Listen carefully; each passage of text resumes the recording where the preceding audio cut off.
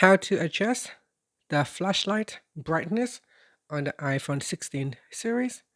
First, let's go back to your home screen by swiping up at the bottom of the screen.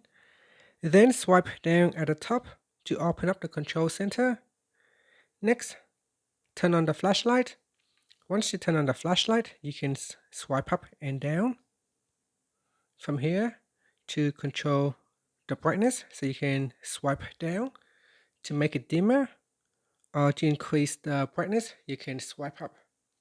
So there it is.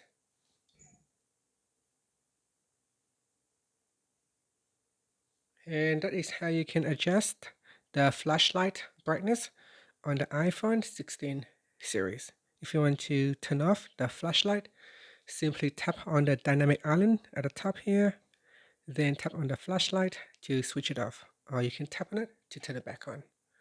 And that's it.